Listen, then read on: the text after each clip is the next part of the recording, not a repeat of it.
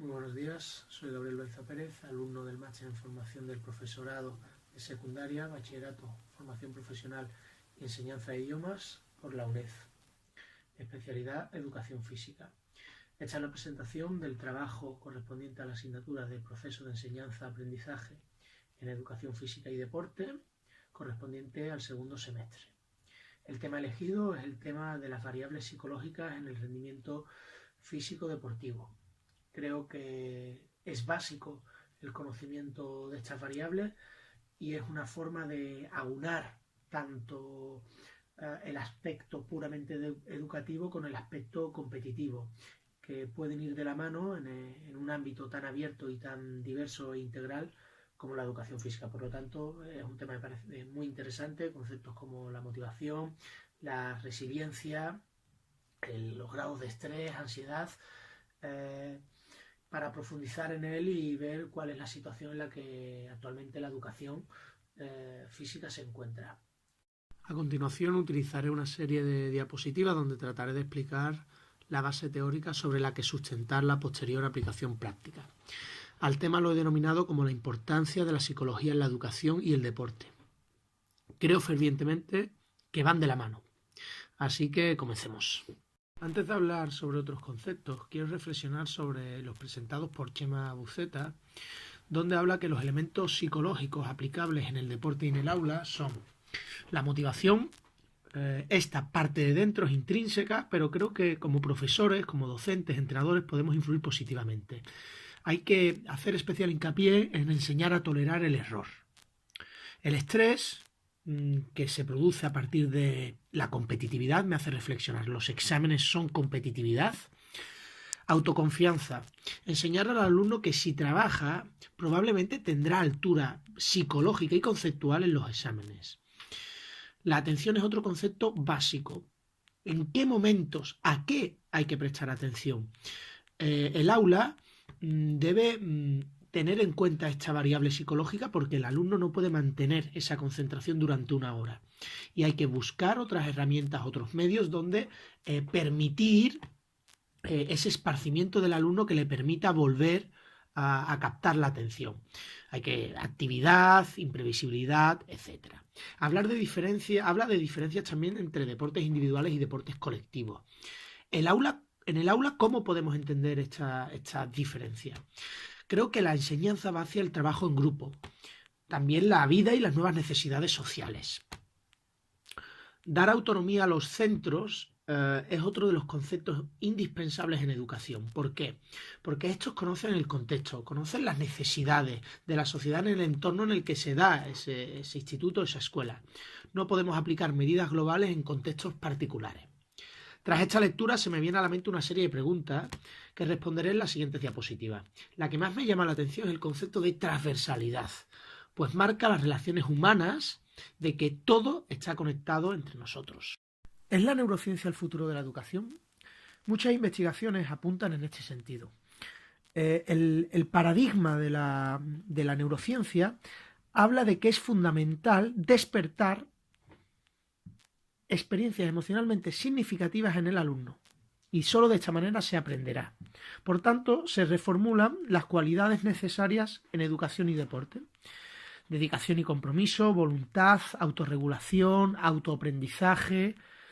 ¿Esto qué lleva implícito? Que una metodología debe fomentar el protagonismo del alumno en su propio proceso de aprendizaje, de modo que pasemos de agentes pasivos a agentes activos de su propio aprendizaje.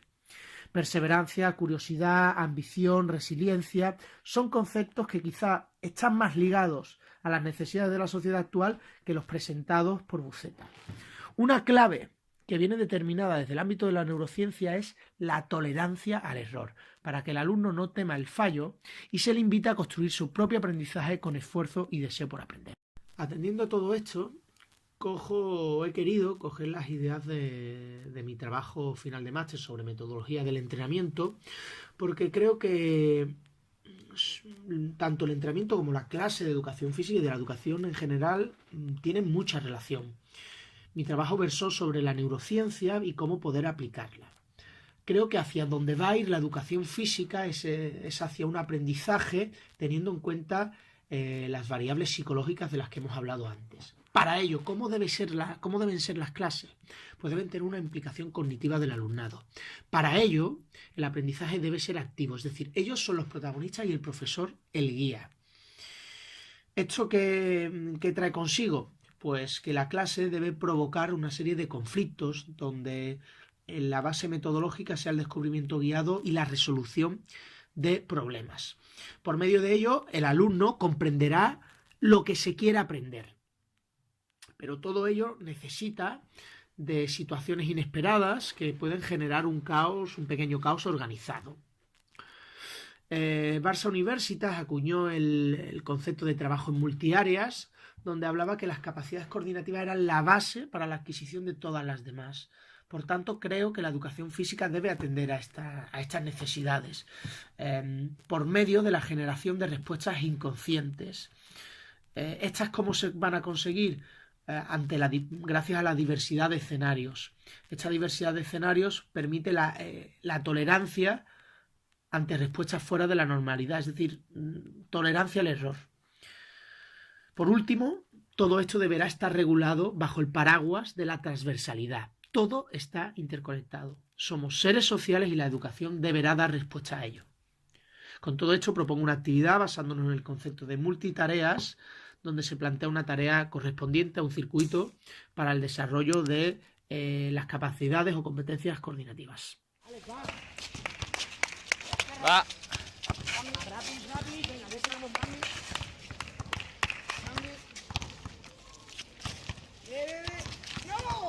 A modo de síntesis, me gustaría recordar la importancia que tenemos los docentes de cara al conocimiento, a la formación continua, también en psicología, porque estamos ante seres humanos. Esos seres humanos necesitan o tienen un contexto, unas necesidades, unas expectativas, unos problemas.